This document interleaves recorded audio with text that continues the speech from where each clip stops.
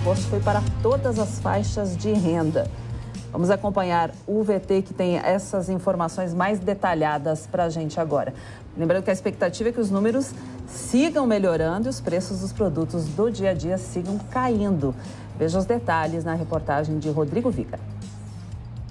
A deflação em agosto foi generalizada por faixas de rendimento, de acordo com o IPEA, o Instituto de Pesquisa Econômica Aplicada. A inflação oficial do país, medida pelo IBGE, o IPCA, teve a segunda deflação consecutiva em agosto, 0,36% de queda. Em julho, o IPCA tinha sido de menos 0,68%, a menor taxa de toda a série histórica, iniciada em 1980. Agora, o comportamento dessa deflação é diferente por faixas de rendimento e, por enquanto, quem tem sentido mais esse movimento de deflação são as famílias mais ricas, de maior rendimento. Agora, em agosto, por exemplo, de acordo com o IPEA, as famílias com rendimento mensal de R$ 9.000 ou mais tiveram uma deflação de 0,52%, enquanto que as mais pobres, com renda de até R$ 900 por mês, perceberam uma queda de preço, uma deflação de apenas 0,12%. O orçamento das famílias mais pobres e mais ricas é bem diferente.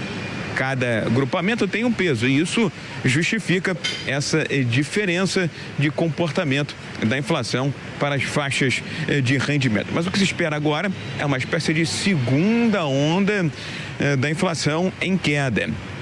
Esses últimos índices do IBGE registraram e refletiram principalmente quedas de ICMS para itens essenciais e redução também nos preços dos combustíveis.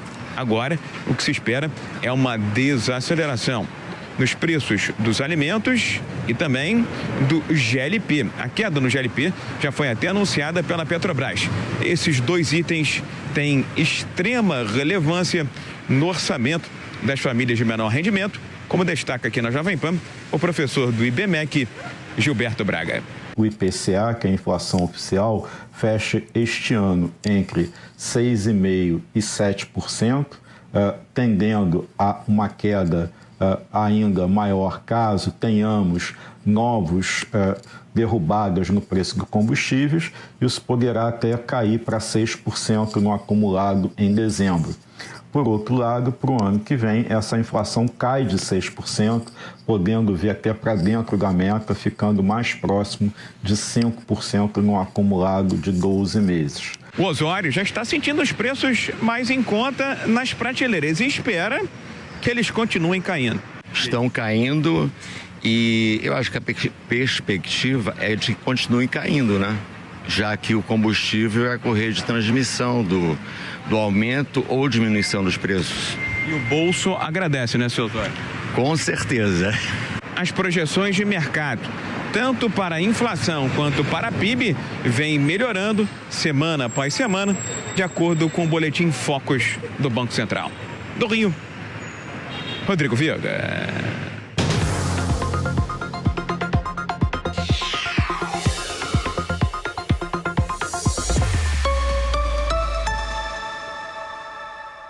Queda no varejo em destaque no mercado financeiro agora com Luiz Arthur Nogueira. Bom dia, bem-vindo, Luiz. Bom dia, Cláudia Bartel, bom dia a todos. Muito obrigado a você pelo carinho da sua audiência. Está no ar o Mercado Financeiro com as principais informações da economia e do mundo das finanças. Começando hoje com o tema varejo. Com o tema varejo, tivemos queda pelo terceiro mês consecutivo. Nós preparamos algumas telas para apresentar ao público e vamos verificar como é que foi o desempenho do varejo no mês de julho. Vamos aqui para o telão. Reparem que nós temos o terceiro mês consecutivo de queda de 0,5% no mês de maio, 1,4% em junho e 0,8% no mês de julho. Qual o problema desse dado em específico? É que o mercado projetava uma alta de 0,2%. Então, além do resultado ser uma queda que por si só já é ruim, veio na contramão da expectativa do mercado financeiro, com destaque negativo para diversos setores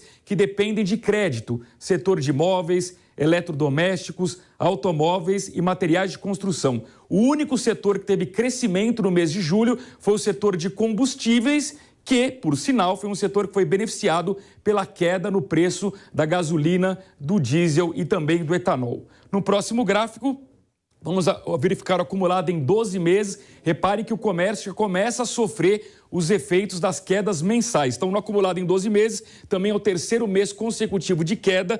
Veio caindo em maio, em junho, agora em julho, acumulado é uma queda de 1,8% nos últimos 12 meses. Para comentar esse assunto, nós temos um convidado hoje aqui no Mercado Financeiro, nos estúdios da Jovem Pan News, André Sacconato, ele que é economista e membro do Conselho de Economia Empresarial e Política da FEComércio de São Paulo. Professor Sacconato, bom dia, seja bem-vindo, tudo bem? Olá, Luiz, olá quem está nos ouvindo, muito bom dia, é um prazer estar aqui com vocês. Sacconato, qual a análise que a gente pode fazer? Por que o varejo vem apresentando, pelo terceiro mês consecutivo, queda no volume de vendas? Luiz, há um esgotamento do varejo em geral, né? Nós vimos ontem que o dado de serviços veio bom, nós estamos tendo claramente uma mudança de padrão, né? As pessoas estão deixando de consumir no shopping, deixando de consumir os bens duráveis, como você falou, e estão passando a consumir serviços. Só que isso ainda é um pouco de reflexo da pandemia, né? O que está subindo muito em varejos? Nos serviços, desculpa, são viagens e eventos, que são alguns dos pontos que sofreram uma certa depressão na pandemia e agora as pessoas estão voltando. Então, o que as pessoas estão fazendo? Geralmente, elas estão deixando de consumir bens duráveis para consumir viagens e consumir eventos. Mas isso tem um limite. A partir de um certo momento, o que vai determinar o crescimento tanto do varejo quanto do serviço é o dinheiro novo, é a nova economia, ou seja, o que vem do mercado de trabalho, o que vem da nova renda. E aí o desafio é muito grande, principalmente no segundo semestre. Sacconato, eu mencionei agora há pouco a questão do crédito, né? Os juros subiram muito, o Banco Central do Brasil foi um dos primeiros a começar a subir juros justamente para combater uma inflação elevada. A gente tinha uma Selic no ano passado de 2%, agora está em 13,75% ao ano e era natural que em algum momento isso iria encarecer o crédito, prejudicando setores, principalmente de bens duráveis, que são bens mais caros que dependem dos financiamentos. Mencionei aqui automóveis, móveis, eletroeletrônicos e materiais de construção. Nesse contexto, você imagina que chegou o momento do Banco Central encerrar esse ciclo de alta de juros?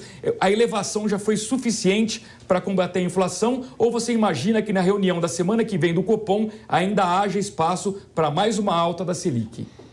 Luiz, realmente o juro já bate muito forte no crédito. Se nós pegarmos uma série de custo do crédito que o Banco Central divulga, a gente vê claramente que já tem um pedaço, desde o começo do ano, de um encarecimento muito pesado, muito forte para a população, que vem de um mercado de trabalho ainda fraco, melhorando, né? Nós estamos vendo o desemprego caindo, mas a renda média ainda sobe muito pouco e de uma taxa de inflação muito alta, que deprime o poder de compra. Então, tudo isso já gera, sim, um arrefecimento claro da economia na ponta, embora o primeiro semestre tenha vindo muito bom, né? Não podemos esquecer que o primeiro semestre veio muito acima da expectativa. O presidente Roberto Campos Neto, presidente do Banco Central, já deu um indicativo que deve subir mais uma vez, né? Por que disso, né? Na realidade, a gente ainda tinha, até o penúltimo dado de inflação, os alimentos pressionando, apesar do combustível ter caído, alimentos pressionando. Nesse último dado de IPCA que saiu semana passada, o alimento já pressiona menos. Eu acho que até por conta de expectativas e alinhar expectativas, por quê? Porque para 2023 nós ainda estamos com a inflação prevista acima da meta superior. Tá? Isso é interessante a gente saber.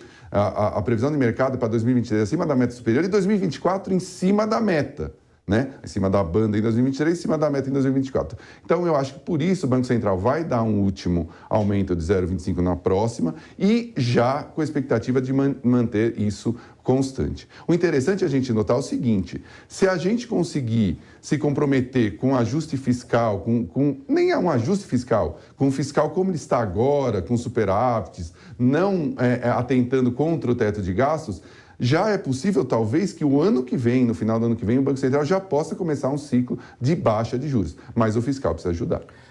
Professora Sacconato, volta daqui a pouquinho para mais uma etapa da nossa entrevista.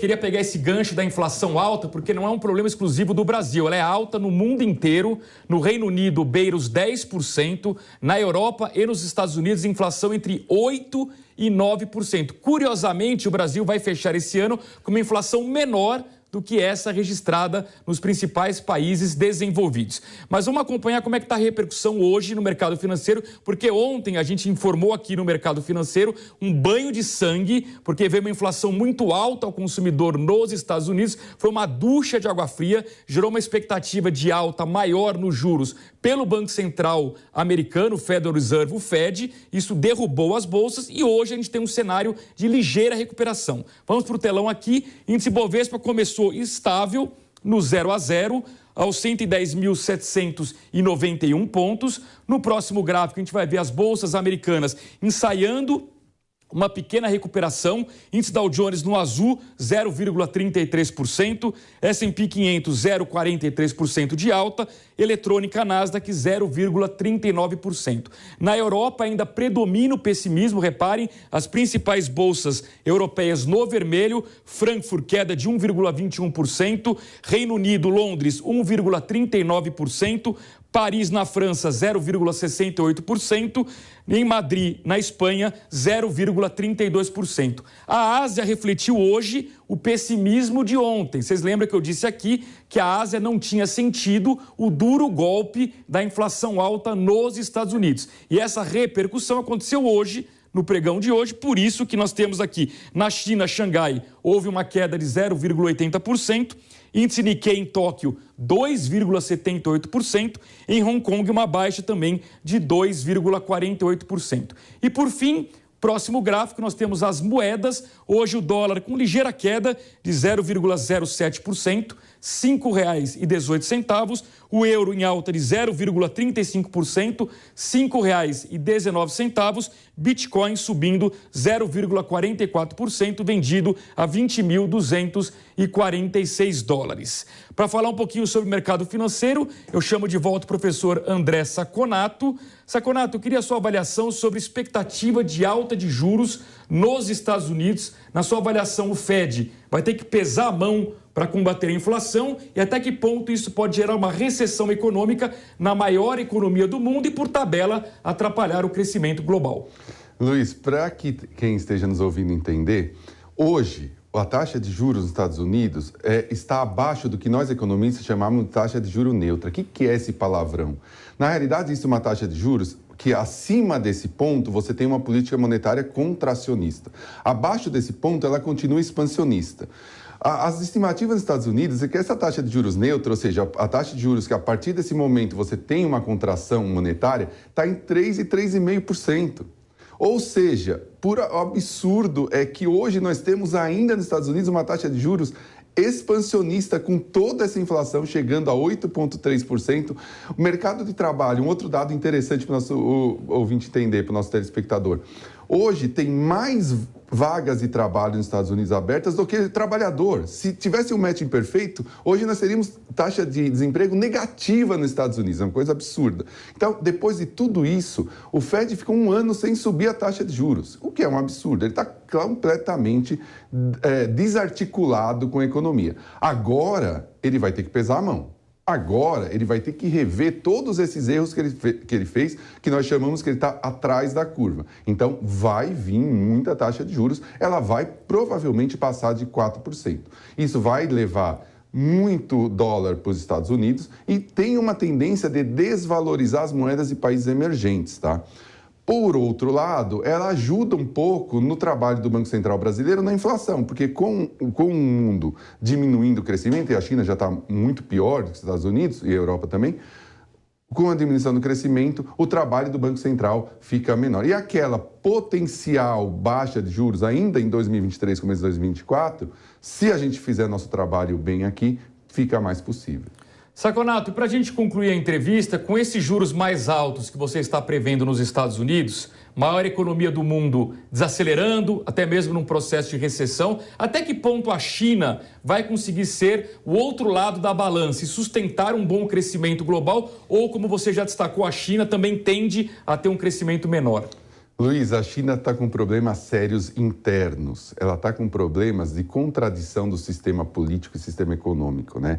As empresas, principalmente tech, ficaram muito grandes. As empresas de real estate ficaram muito grandes. O governo tem o medo de perder poder. Então, ele está limitando essas empresas. Só que, por outro lado, são as empresas mais produtivas. Ou seja, para a China fechar aquela equação de continuar crescendo muito, não dá mais para levar um monte de chinês para trabalhar. Os chineses que estão do campo para trabalhar, os chineses que estão trabalhando têm que produzir mais. Se eu bloqueio as atividades mais produtivas e, por outro lado, eu tenho que crescer mais, eu estou numa contradição muito grande. Eu não consigo fechar essa equação. E nessa leva, a China já está aí com previsões de crescer menos de 4% nesse ano. E a perspectiva para os próximos anos também não é muito positiva. A China não vai ser mais a locomotiva. Nós vamos ter um período mais frio do mundo agora em 2023, certamente. 11 horas 47 minutos, nós agradecemos a entrevista de André Saconato, ele que é economista, membro do Conselho de Economia Empresarial e Política da FEComércio de São Paulo. Professor Saconato, muito obrigado pela sua presença aqui nos estúdios da Jovem Pan News. Bom dia, até uma próxima oportunidade. Eu que agradeço, Luiz. Muito bom dia a todos. E para encerrar o mercado financeiro, nós vamos acompanhar agora uma reportagem de Michael Mendes falando sobre um assunto muito interessante, o Pix. O Pix, que é um sucesso tecnológico, está barateando os custos das transações financeiras, está sendo muito adotado no comércio e agora a novidade é que a ANEEL quer que as empresas de energia, as distribuidoras, permitam que nós, consumidores, possamos pagar as contas de luz também pelo Pix. Acompanhe a reportagem de Michael Mendes. A Agência Nacional de Energia Elétrica está propondo um novo modelo para você pagar a conta de energia, a conta de luz. E esse modelo é via Pix. A consulta pública vai ficar no site da Agência Nacional de Energia Elétrica até o dia 31 de outubro. Após essa data, a agência vai reunir todo o conselho para saber da aprovação ou não dessa medida. Se for aprovado, todas as distribuidoras de energia elétrica terão um prazo de 90 dias para se adequarem a esse novo sistema de pagamento. De acordo com a Agência Nacional de Energia Elétrica, o objetivo é garantir a facilidade do pagamento da conta de luz para você, consumidor. Nós voltamos ao estúdio da Jovem Pan. Muito bem, o Pix de fato é um sucesso, ele é democrático, todas as faixas de renda conseguem usar, porque para utilizá-lo basta ter um celular com aplicativo de banco. O que mais tem no Brasil são aparelhos celulares, não importa se é um celular barato ou um celular caro, todo mundo consegue fazer o Pix. A outra boa notícia é que ele está aumentando a concorrência em vários segmentos da economia. Por exemplo, as operadoras de cartões de crédito e de débito estão sendo obrigadas a reduzir suas tarifas porque os comerciantes estão migrando para essa forma de pagamento. Muitas lojas dão desconto se você pagar em Pix e não através de um cartão de crédito ou através de um cartão de débito. Então, a concorrência aumenta, melhora, é uma tecnologia que tem um sucesso e vou além. Vários países do mundo já estão interessados nessa modelagem do nosso Pix, por exemplo, a Colômbia e o Canadá. Vale lembrar também que os Estados Unidos, através do seu Banco Central, o Fed, pretende lançar o seu próprio Pix em fevereiro do ano que vem, ou seja, Cláudia Bartel, o Pix brasileiro é um sucesso, é democrático, está melhorando, barateando os custos e aumentando a produtividade da economia brasileira. Que vier para facilitar mais ainda a nossa vida, melhor, né, Luiz? Então, a gente segue também fazendo esse pagamento com o Pix a partir de agora. Luiz, obrigada pela sua participação hoje. Mercado Financeiro volta amanhã, então. Bom dia, até mais, Luiz. Combinado, bom dia. Amanhã a gente volta ao vivo às 11h15 da manhã.